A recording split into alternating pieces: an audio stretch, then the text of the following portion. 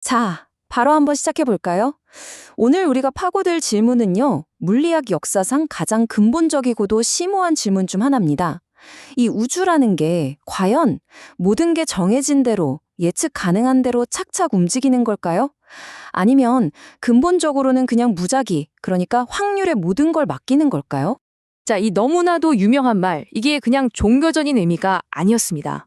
이게 바로 20세기 과학계를 통째로 뒤흔든 가장 위대한 논쟁의 시작을 알리는 아주 강력한 과학적 선언이었던 거죠. 그러니까 아인슈타인의 이 말은요, 사실 우주를 보는 완전히 다른 두 가지 시선이 꽝 하고 부딪혔다는 걸 의미해요.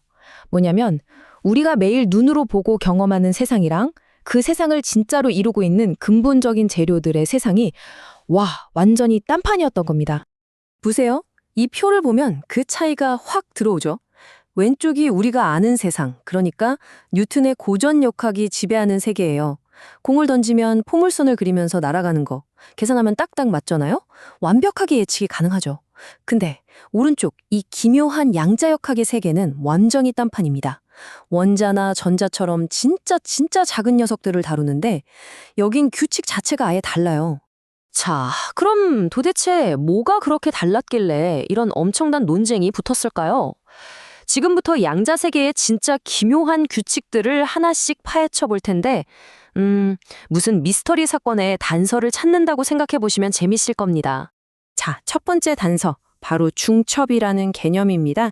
이게 진짜 믿기 힘든 얘기인데, 양자 세계에서는요, 전자 하나가 동시에 여기에도 있고 저기에도 있을 수 있다는 거예요. 무슨 분신술 쓰는 것도 아니고요. 이게 너무 말이 안 되는 것 같으니까 좀 더 와닿게 그 유명한 슈레딩거의 고양이 얘기를 해볼게요. 상자 안에 고양이가 한 마리 있어요.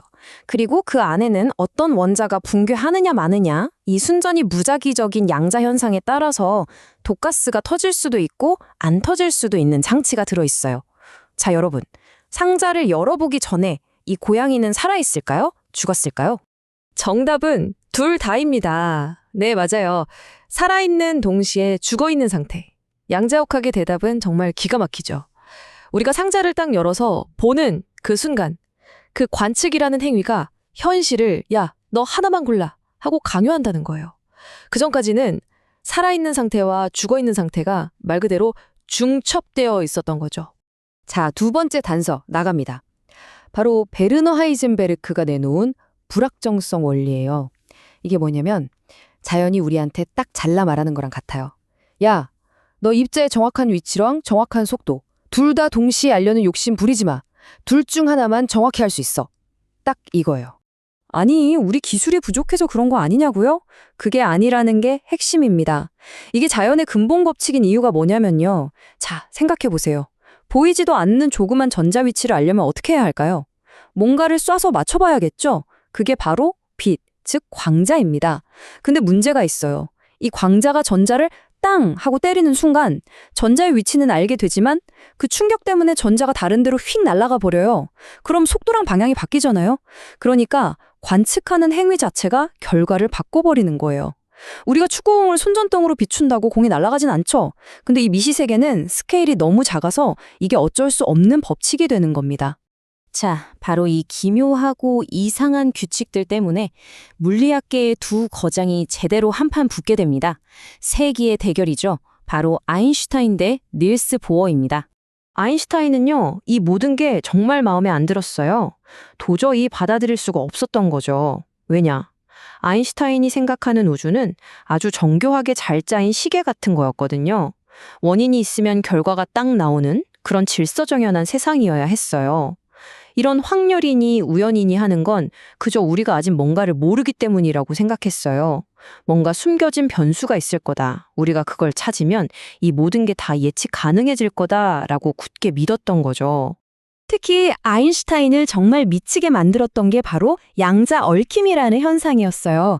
이게 뭐냐면 두 입자가 한번 짝을 맺으면 우주 반대편에 갖다 놔도 한쪽 상태가 결정되는 순간 다른 쪽 상태도 즉시 결정된다는 거예요. 빛보다 빠른 정도 전달은 없다고 했는데 이건 아인슈타인은 이걸 보고 유령 같은 원격 작용이라면서 질색을 했습니다.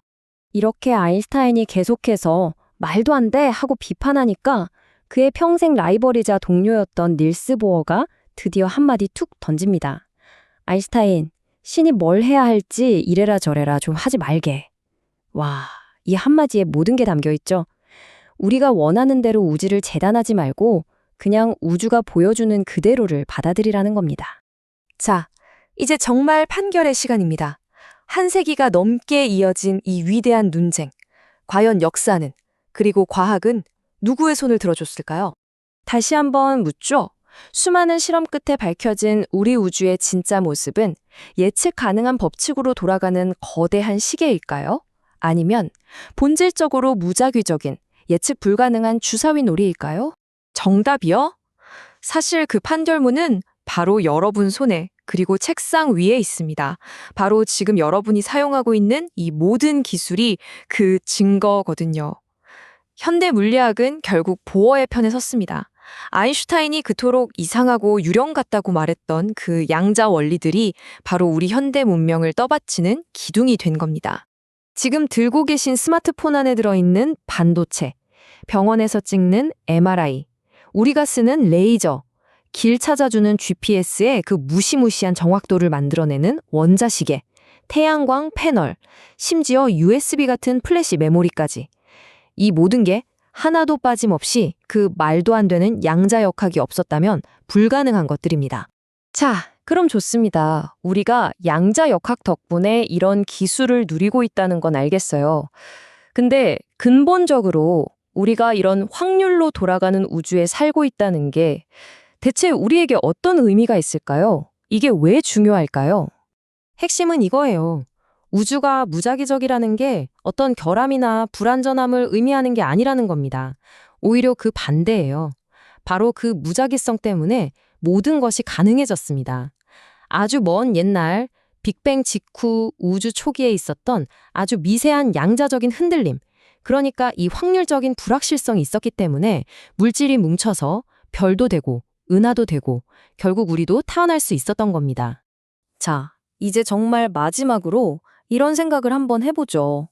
만약에 이 우주가 아인슈타인의 생각처럼 모든 게 정해져 있는 거대한 기계가 아니라면, 만약 우리 우주에 이런 예측 불가능한 확률이라는 틈이 있다면, 어쩌면 바로 그 틈새에 우리가 그토록 소중하게 생각하는 자유의지가 존재할 수 있는 공간이 생기는 건 아닐까요?